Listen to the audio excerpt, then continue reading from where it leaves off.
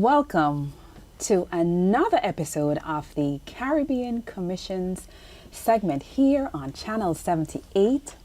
My name is Esther Lewars, and I am the Public Relations Officer for the Caribbean Commission. Today, we have with us again Commissioner Bernard Rollins, who is a member of the Commission and former chairperson. And today, we are going to talk about the Caribbean Commission, right? The Caribbean Commission, Caribbean Heritage Month, who are the members, when was it formed? And so we're going to just go right in. So Commissioner Rollins, would you like to say a quick hi to the folks at home watching us?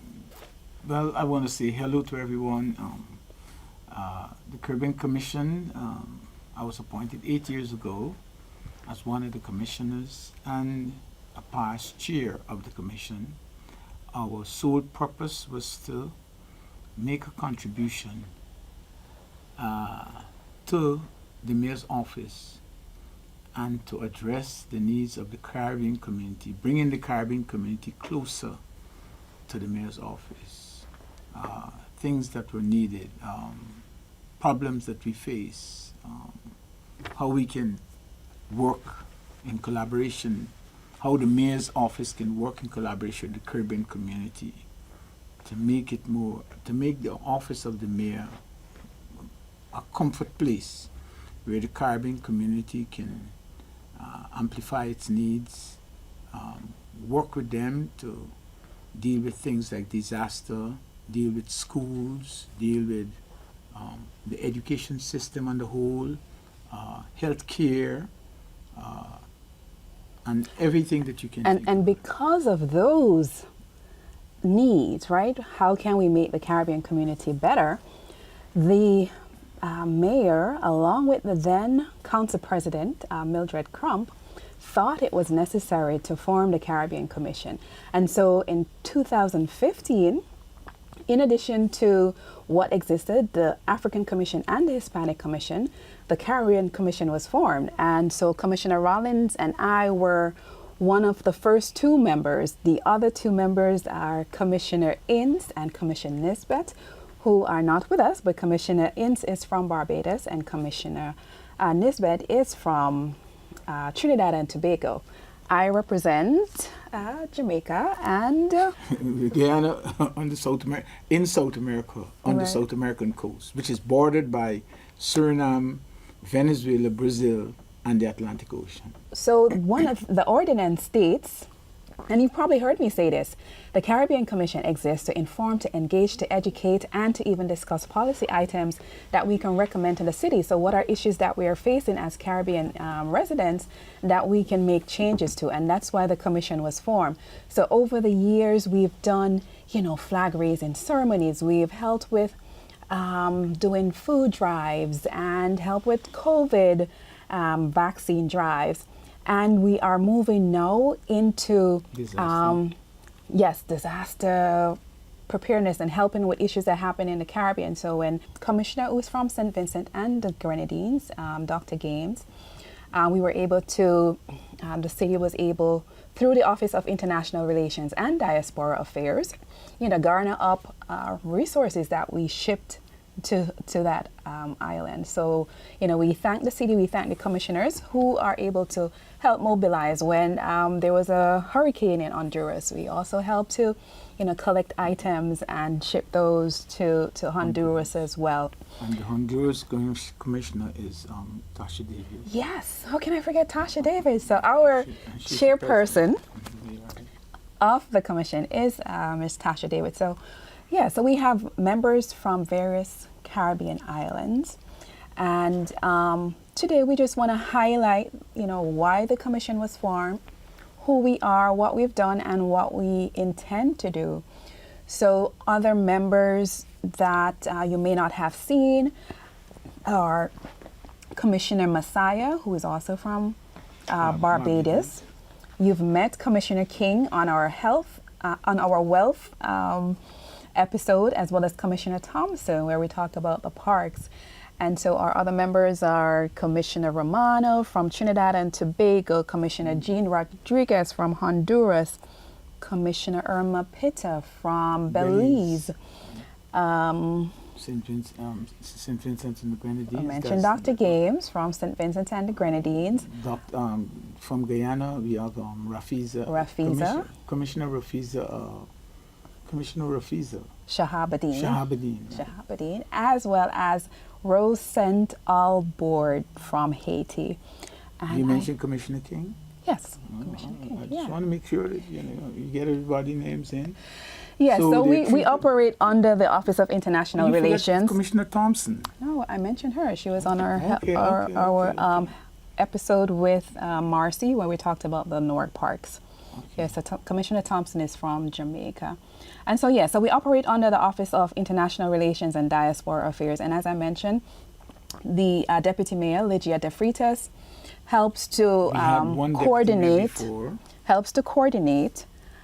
all the commissions. So you've been interacting with the Caribbean Commission, the Hispanic Commission, as well as the African Commission exists. And at some point, they too may come and provide you with content that's relevant to their community. But the information that we're sharing is, useful to everyone. So, yes, we had a previous Deputy Mayor Ugo, who was here when the commission started. And so as we move into the next phase of the Caribbean Commission, last year, City Council, we recommended that an ordinance be formed to recognize Caribbean Heritage Month here in the city. So Caribbean Heritage Month started 18 years ago. Did you know that? 18 years ago by President Bush, right? So there was an organization that tried to get Caribbean Heritage Month to be recognized, and President Bush, through their advocacy, actually signed that proclamation on June 5th in 2006. And so we just wanted to take the time to let you know what's happening with the Caribbean Commission, give you a little history.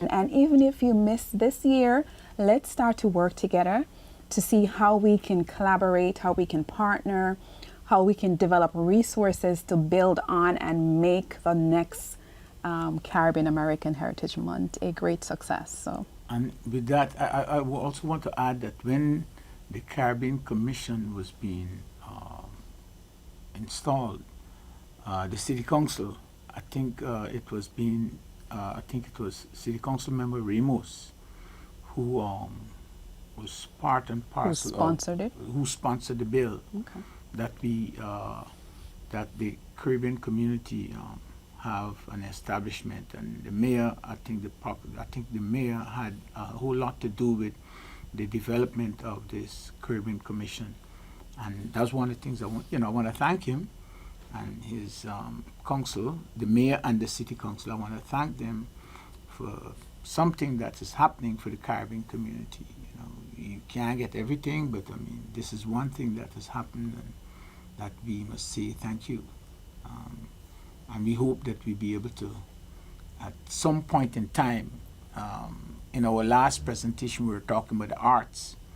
And now, we still have, since after 8 years, we haven't got a steel band.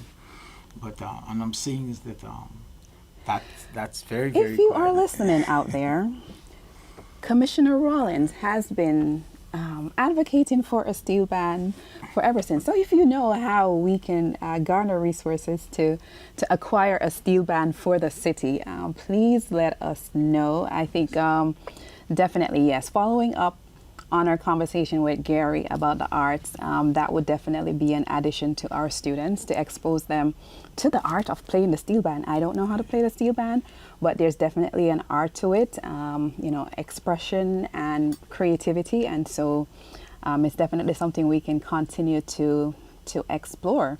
And in addition to, the Caribbean Commission as it is, we listed about 30 members. We still have the capacity to have new up to 21 members. So if you are interested, if you live in Newark, if you work in Newark, have a vested interest in the city, you can let us know and we can submit your name to the mayor's office. There is a process, right? You have to go through, submit your information. City Council will approve it. And please note that it is a volunteer position.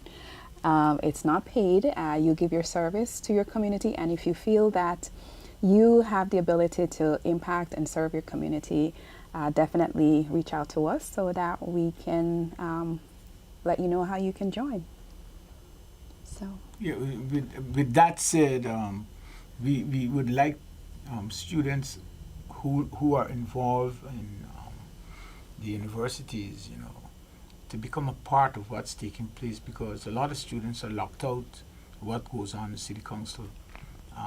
You can partner with the city, collaborate with the city through Calypso, through base NSBE, WISA, Calypso at Montclair State, Calypso at all these different Caribbean students organization.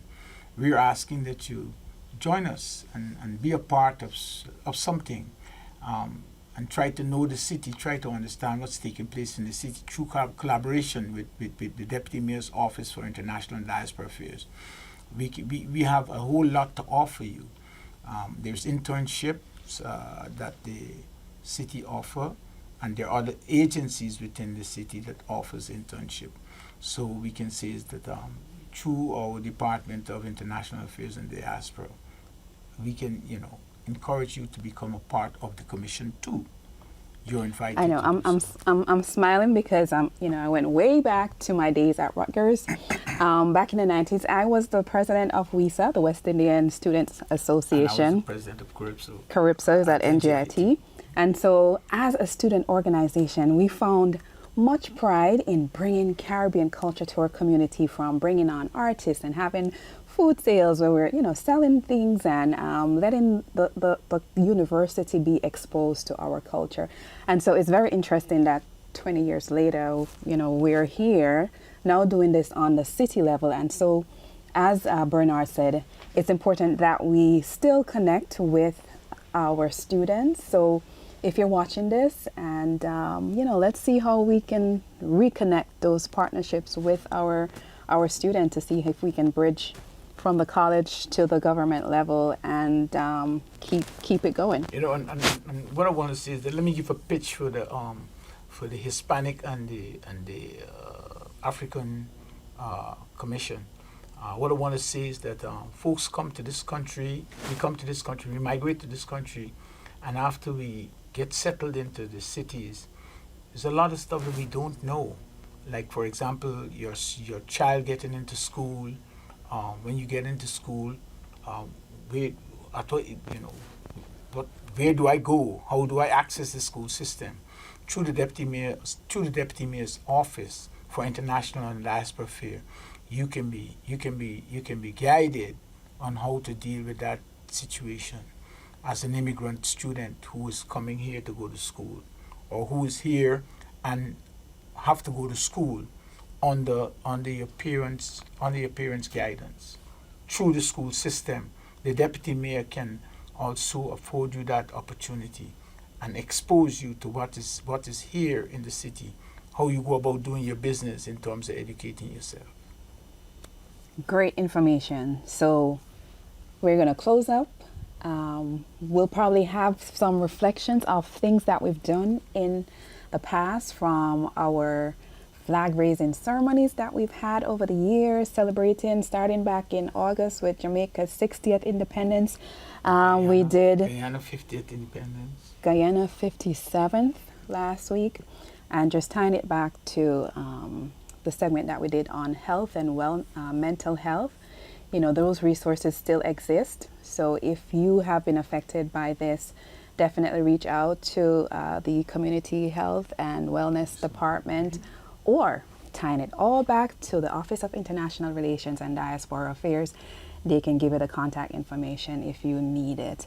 And so we'll show you some highlights of some things that we've done, the flag raising ceremonies, as well as some of the tapings that we've done before. So thank you for tuning in. This is our 8th episode that we've done so far. So thank you. And to the mayor's office again, and to the studio team, thank you very much.